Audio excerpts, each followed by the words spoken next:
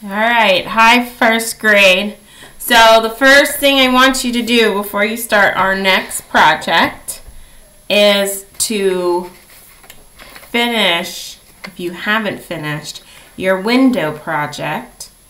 Like I said earlier in the video if you had trouble doing it, try the other way of doing it and see if that helps you at all.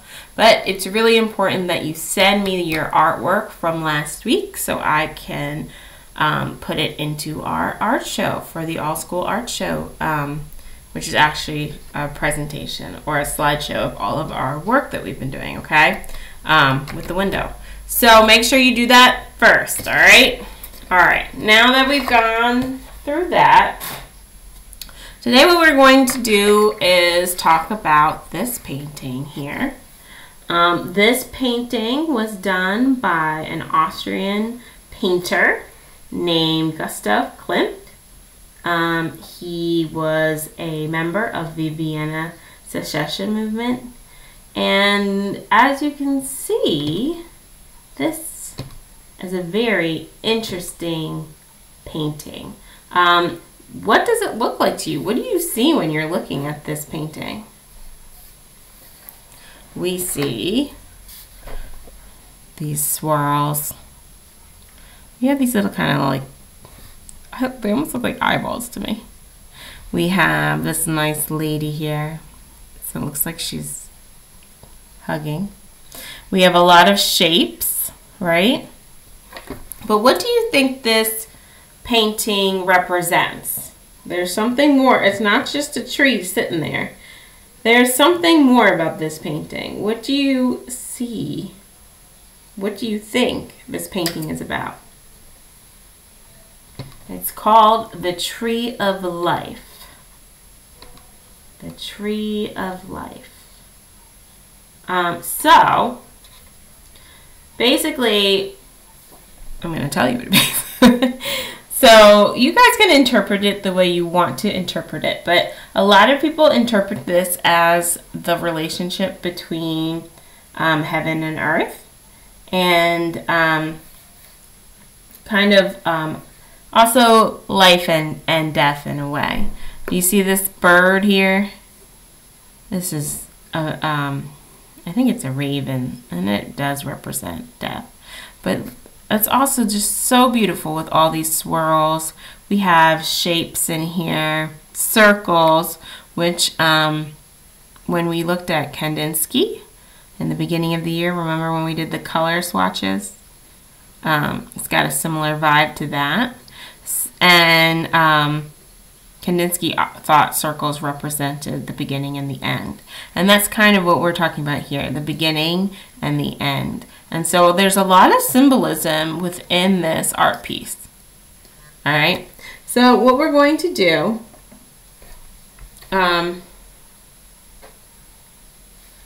we are going to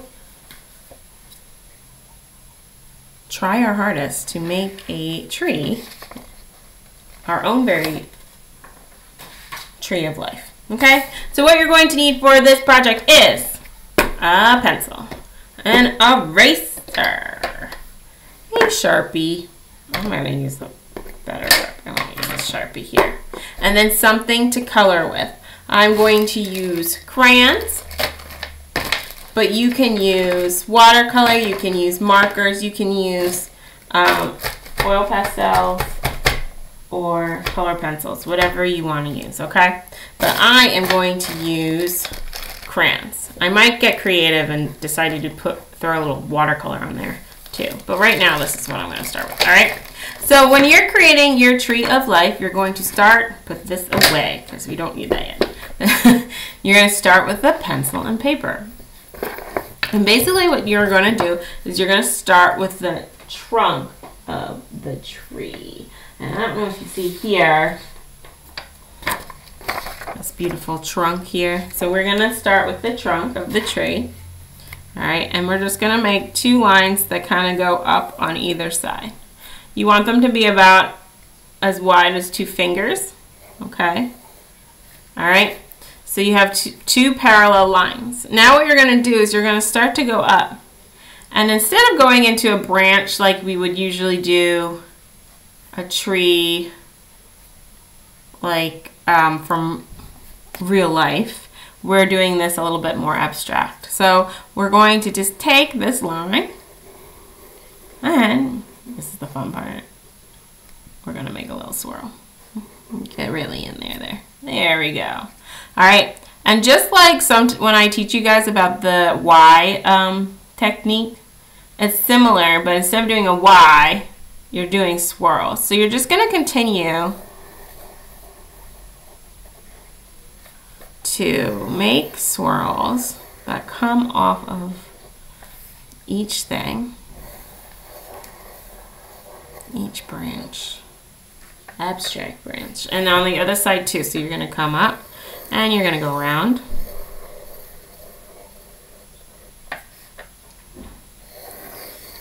Around. Maybe you want to go the other way. And the other way. So you're going to fill your whole piece of paper with these beautiful swirls.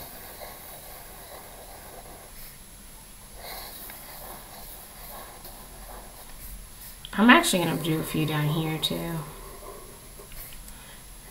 And you can just keep getting bigger and bigger as, well, not bigger and bigger, but you can make these go wider and wider. And just keep going with the swirls, all right?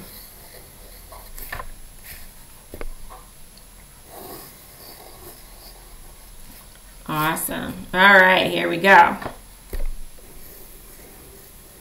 All right, now that you have your tree drawn, what you're going to do is you're going to go over those lines that you drew with pencil with your permanent marker. Take your time, go slow, because it's really freeing to kind of draw these swirls when we're first doing it, but to trace it is kind of a whole nother ball game, okay? So you're just gonna go over these lines. Take your time. Over these lines. Take these. So, are you guys curious to see what other classes did with the window project? I am very, very excited to see what other people are doing. So as you can see, I'm just going over these lines. It's making some fun sounds, huh? My permanent marker looks like it's running a little low. I'm going to keep going though.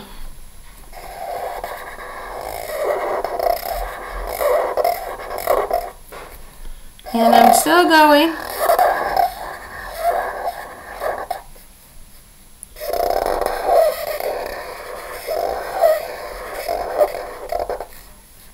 Still going. This is going to take a while, guys.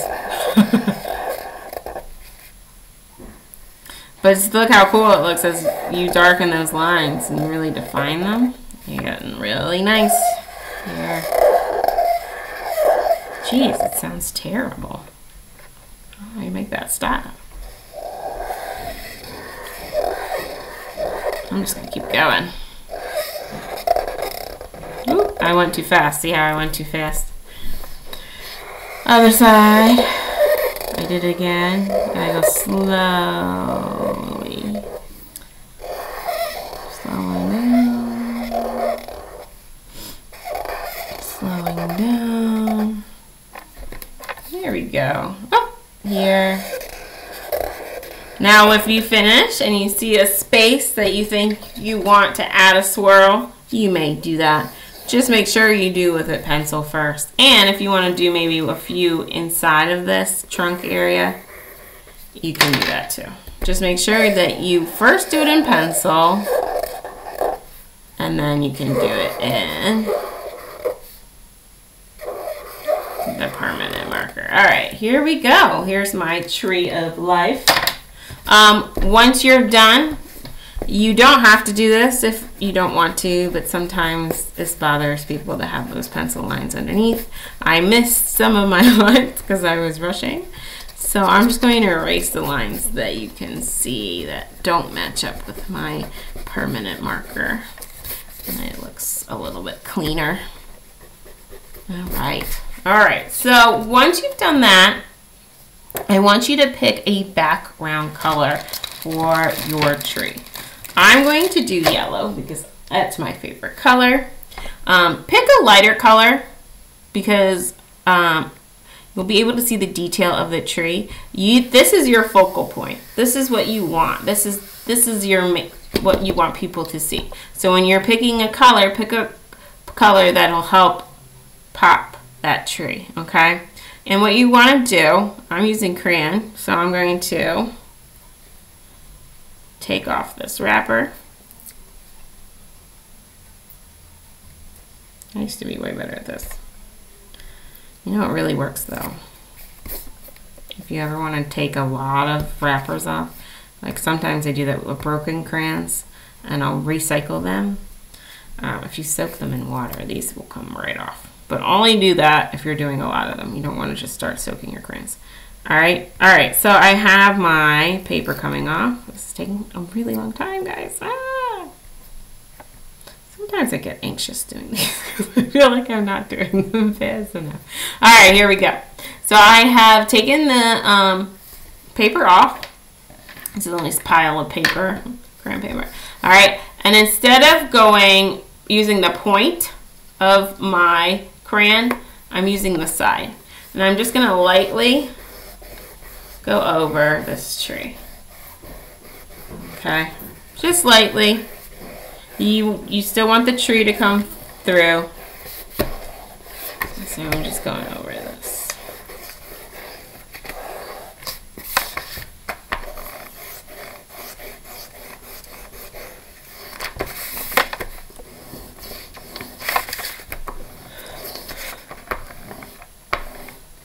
Alright. So now I have a nice background color. You see how I'm just kind of going in one direction? That helps me keep the paper flat. If I start doing this, it can mess the paper up. So just take your time and fill in all that white space so that we're nice. All right, so here we go. All right, so once you've done that, I want to take us back to this beautiful tree. Do you see how there's like these circles and shapes in here? There's some triangles down here. There's some circles in here. Triangles over here. There's some more of those. So what we're going to do, we're not going to focus on people. We're just focusing on the tree, okay? What you're going to do is you're going to take your next thing and you're going to add just some shapes and colors into your artwork. And you can do that by adding circles. All right, so when you do your circles, you're just gonna put them kind of around your tree, inside these areas. So I have my circles, putting in. And yes, you wanna fill those guys in.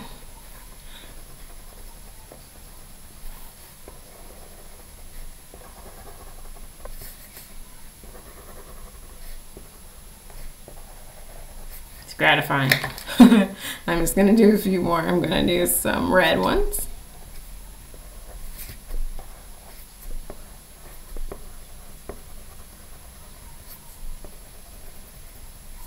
This one I'm gonna do different. I'm gonna just fill in a little bit.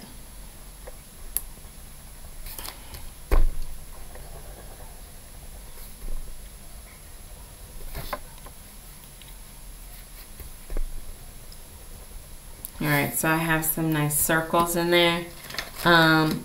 In Gustav's painting, he also has some shapes going up and down the tree.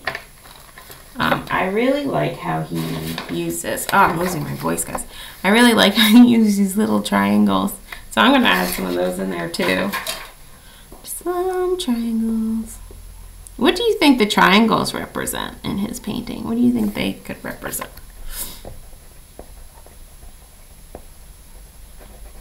Alright, and then I'm going to add a few things into this tree.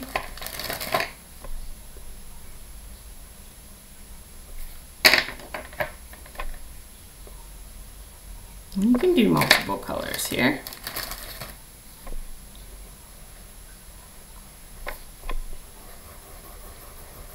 There we go. Ooh, I like this. This is fun. All right. Oh, sometimes I'm such a goober. All right, I'm going in here. I'm gonna keep going with this. This is fun. So what I'm gonna do is I'm gonna just continue to fill in some of this trunk area. Go in here. And some blue. I'm gonna just throw a triangle in here. Why not? All right. And I'm gonna keep going. So now you can kind of take it where you want it to go. Think about symbolism. Like think about shapes and what they symbolize to you. I'm also going to add a few little, there's these little things that are sticking up here. You see these guys? I don't know what they are. I'm sure I'm supposed to know, but I don't. But I'm going to draw a few of these, so I'm just going to do whoop, whoop. Perhaps these symbolize life because they are growing from the tree. See how I'm always doing it in pencil first? Now, I didn't do these circles that way, but anything that I really want it to make look kind of exact, I would like to use. And I'm just gonna add some half circles. Oh man, why does the telephone always ring and leave messages when I'm doing stuff? But it needs to be quiet. What's up with that? What's going on here? All right, so what do you think I need? I feel like I'm missing things. So I'm gonna just continue to add on to this. I'm going also to add the bottom. But you guys, this is where you can kind of take it and do what you would like. But I do want you to think about what this could mean to you. Like, what does this mean? Is it, when you're thinking about life, what are some of the colors you see? What are some of the shapes you see?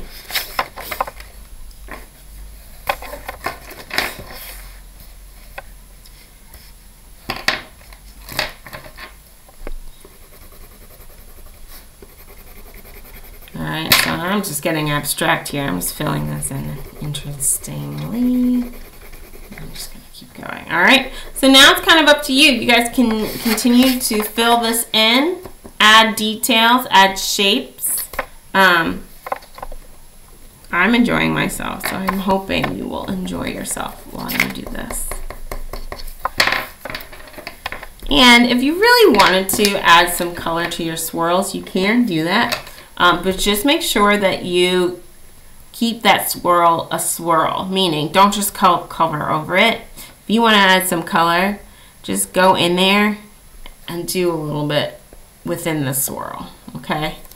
And then that'll give it a little bit of pop without taking away from all that hard work you did drawing those swirly whirlies. Swirly whirlies. And maybe I want some red. Really like the red crayons. All right, so now it really is up to you. I want you to enjoy this. When we do our flip grid, make sure you show me your beautiful artwork. All right, and thank you guys. I hope you have a wonderful rest of your day. Also remember, if you haven't, you should have already, but if you have not, please upload your beautiful artwork from last week, the window lesson. If you can't find it, let me know. I will resend it. I will put it back up there, but it should be under the art area section of, or in the art section of your classroom. I will try and make sure everything's there for you if you have not done your window project. If you've done your window project, make sure you send it to me, and also make sure you tell me a little something about your artwork. What grade you're in, which would be first grade. and where you live. So we know what kind of neighborhood we're looking into. Gives us a little context. All right? All right, friends. Have a wonderful rest of your day.